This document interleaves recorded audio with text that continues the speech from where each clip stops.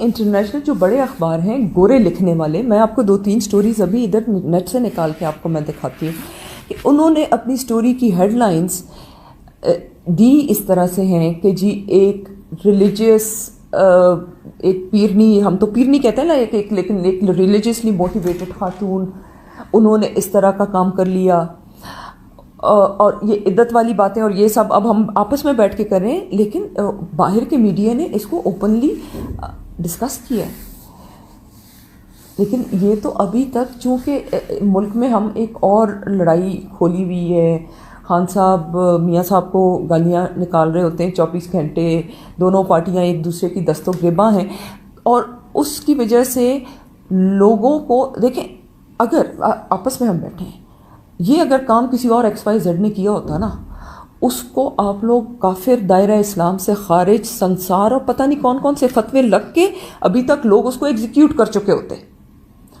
صحیح کہہ رہی مفتی صاحب؟ بالکل. لیکن یہاں پہ یہ بات نہیں ہے، اس لیے کہ یہاں پہ میں کہتی ہوں he is lucky that he has not got such aggression in the as a consequences of what he has done.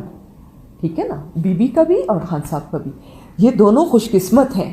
یہ اگر کوئی اور ہوتا نا تو اس کا بہت برا حال کرنا تھا لوگوں نے. یہ جو دین دائرہ اسلام اور جو اسلامی قوانین ہیں، آئینی قوانین ہیں، اس کے خلاف انہوں نے حرکت کی ہے. عدت پوری نہیں ہوئی تھی، نکاح ہو گیا، کیوں ہو گیا، کیسے ہو گیا، کس مفتی نے پڑھایا، اچھا اس مفتی کو کٹہرے میں کھڑا کرو، بہت لمبا گند بن سکتا تھا. یہ دے آر لکی کہ پورا ملک نا کہیں اور پہ بزی ہے.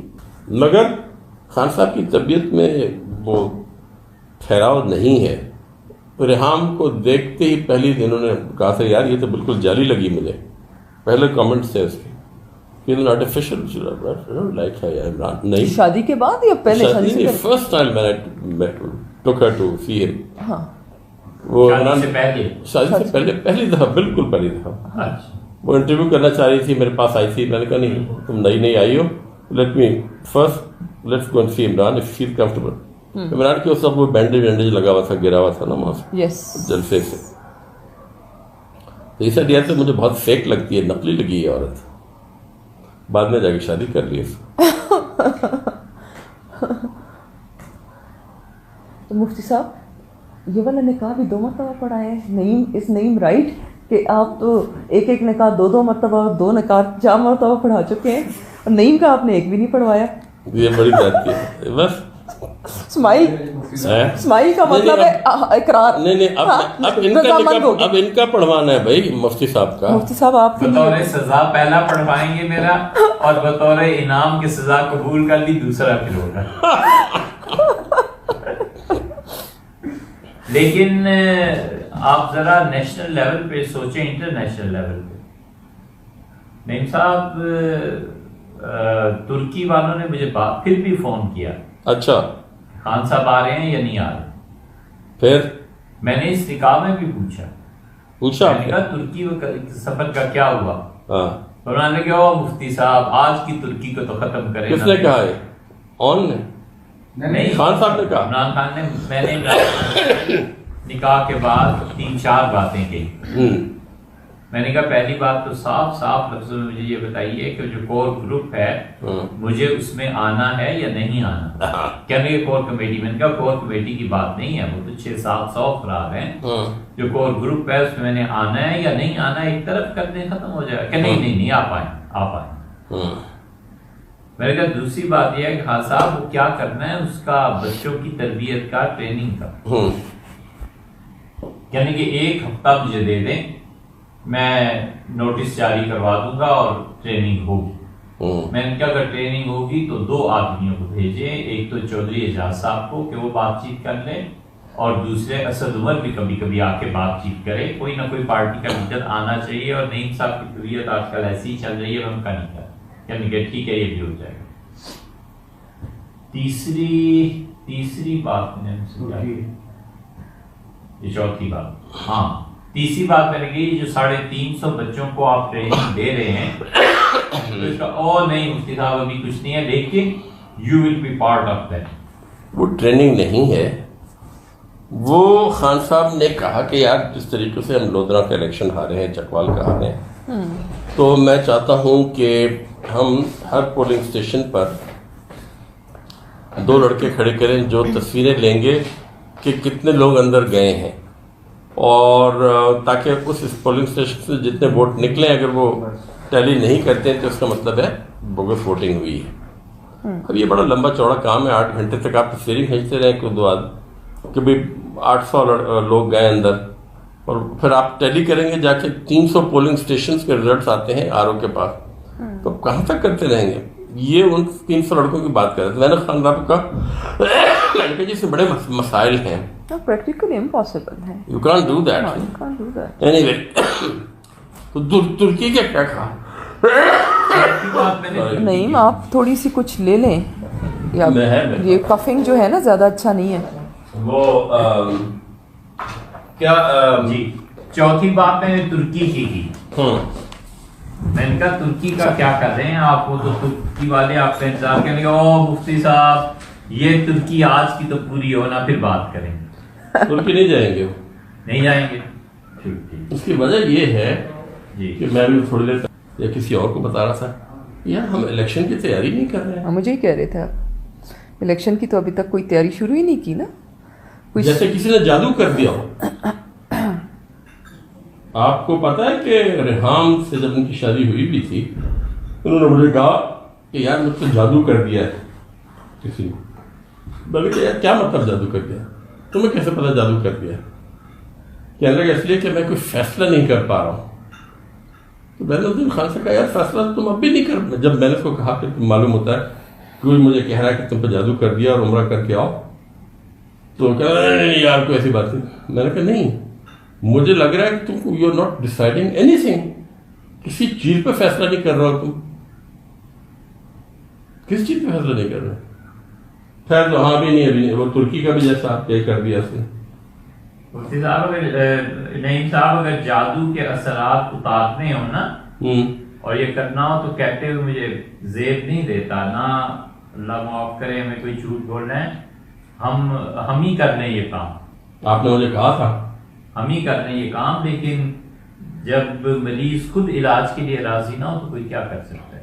ان کی بہنوئی نے مجھے فون کیا ابھی 4-5 دن پہلے۔ آپ کا فون آپ کی اس سائڈ پہ ہے بلکہ آپ کے نیچے نہیں صاحب عہد نہیں ہے وہ تبلیغی ہے کہ مجھ پہ بھی جادو ہو گیا ہے۔ ابے میں نے کہا کیا مطلب؟ کہنے لگا اسی نے کروایا ہے، اسی عورت نے، خان صاحب پہ بھی کیا اور مجھ پہ بھی کیا۔ کون سی عورت؟ جی ان کی بیگم جو ہے، نہیں کوئی بہن نہیں آئی، کوئی خاندان کا فرد نہیں آیا، ان کو بتایا نہیں تھا کہ وہ بتایا ہی نہیں تھا۔ ریحام کی مرتبہ بھی یہی ہوا، ریحام کی مرتبہ کوئی نہیں آیا تھا۔ میں نے غلطی کی تھی کہ پوچھ دیا کہ بہنیں کہاں ہیں، خان صاحب انہیں ہونا چاہیے تھا۔ ہاں انہوں نے کہا انہوں نے میرے ساتھ کون سا اچھا سلوک کیا ہے جو میں آج انہیں بلاتا۔ اس مرتبہ میں نے وہ بھی نہیں پوچھا۔ لڑائی ہو گئی تھی نا بہنوں سے۔ ظاہر ہے نہیں صاحب، بعض جگہ رکھ رکھاؤ، احترام، ایک بڑی شخصیت، ایک بڑا آدمی، بڑی فگر تو ہیں بہت، لیکن یہ جو چیزیں ہوئی نا نیشنل لیول پہ بھی اچھا اثر نہیں پڑا۔ انٹرنیشنل میڈیا نے بھی مفتی صاحب وہ والی چیزیں اٹھا کے انہوں نے ہائی لائٹ کی ہیں جو یہ کہہ رہے ہیں، جو کہ ریلیجیس پوائنٹ آف ویو سے، جو ایک سوشل سٹیٹس کے پوائنٹ آف ویو سے، جو کہ ہمارے نارمز ہیں، انہوں نے بھی وہ چیزیں ہائی لائٹ کی ہیں۔ مجھے تو آپ کو یاد ہوگا کہ میں نے آپ سے کئی دفعہ کہا پچھلے چند مہینوں میں کہ قرآن کی کوئی ایسی آیات ترجمے کے ساتھ خان کو بھیجیں کہ آپ ہر وقت دوسروں کی برائی یا دوسروں پہ الزام یا دوسروں کو برا بھلا کہنا، جبکہ اللہ تعالیٰ نے آپ کو خود اتنی نعمتوں سے نوازا ہے، آپ کے پاس شہرت ہے، آپ کے پاس عقل ہے، شکل ہے، دولت ہے، مقبولیت ہے، ہر چیز تو اللہ نے دی ہے، بالکل۔ پھر آپ رن ڈاؤن کر رہے ہیں ایسے لوگوں کو جن کو اللہ تعالیٰ نے شاید اتنی نعمتیں نہیں دی ہیں۔ اور مفتی صاحب نے کہا ہاں ٹھیک ہے، انہوں نے مجھے آیتیں بتائی بھی کئی، مگر میں یہ کہہ رہا ہوں کہ اگر اس چیز میں تبدیلی نہیں آئی، میں دیکھ رہا ہوں خان صاحب کے بیانات رویہ وارا، اور انہوں نے بدستور وہی رویہ جاری رکھا کہ نواز شریف ایسا ہے، شکیل الرحمان ایسا ہے، فلانا ایسا ہے، فلانا، اور پھر خان صاحب اپنے تقریروں میں سیرت النبی کا حوالہ دیتے ہیں. یار رسول اللہ تو اپنے دشمنوں کے لیے دعا کرتے تھے.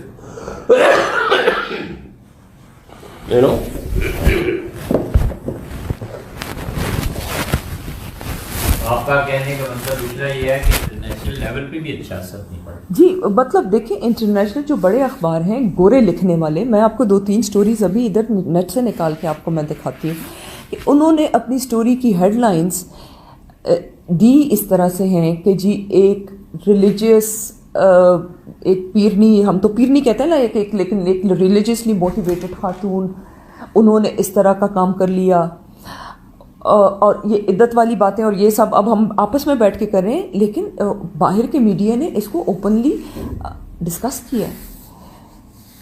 لیکن یہ تو ابھی تک چونکہ ملک میں ہم ایک اور لڑائی کھولی ہوئی ہے, خان صاحب میاں صاحب کو گالیاں نکال رہے ہوتے ہیں 24 گھنٹے, دونوں پارٹیاں ایک دوسرے کی دست و گریباں ہیں, اور اس کی وجہ سے لوگوں کو دیکھیں اگر آپس میں ہم بیٹھے ہیں, یہ اگر کام کسی اور XYZ نے کیا ہوتا نا, اس کو آپ لوگ کافر, دائرہ اسلام سے خارج, سنسار اور پتہ نہیں کون کون سے فتوے لگ کے ابھی تک لوگ اس کو ایگزیکیوٹ کر چکے ہوتے. صحیح کہہ رہی مفتی صاحب؟ بالکل. لیکن یہاں پہ یہ بات نہیں ہے, اس لیے کہ یہاں پہ میں کہتی ہوں he is lucky that he has not got such aggression in the as a consequences of what he has done. ٹھیک ہے نا, بی بی کا بھی اور خان صاحب کا بھی, یہ دونوں خوش قسمت ہیں. یہ اگر کوئی اور ہوتا نا تو اس کا بہت برا حال کرنا تھا لوگوں نے. یہ جو دین دائرہ اسلام اور جو اسلامی قوانین ہیں, آئینی قوانین ہیں, اس کے خلاف انہوں نے حرکت کی ہے. عدت پوری نہیں ہوئی تھی, نکاح ہو گیا, کیوں ہو گیا, کیسے ہو گیا, کس مفتی نے پڑھایا, اچھا اس مفتی کو کٹہرے میں کھڑا کرو, بہت لمبا گند بن سکتا تھا. یہ دے آر لکی کہ پورا ملک نا کہیں اور پہ بزی ہے. اب دیکھیں ہمارے جو فیض آباد میں جو حضرات آ کے بیٹھ گئے تھے, انہوں نے کس چیز کا بنتگڑ بنایا. دیکھیں اس میں سینٹ کی پوری اس دن کی کارروائی نکال کے دیکھ لیں, سارے لوگ اس بل کو کی وہ جو امینڈمنٹ کے جو حق میں فیصلے وہ PTI نے ووٹنگ کی ہوئی ہے, جو اس کے خلاف ہیں وہ پارٹیاں ہیں جو بھگتی ہیں بیچارے.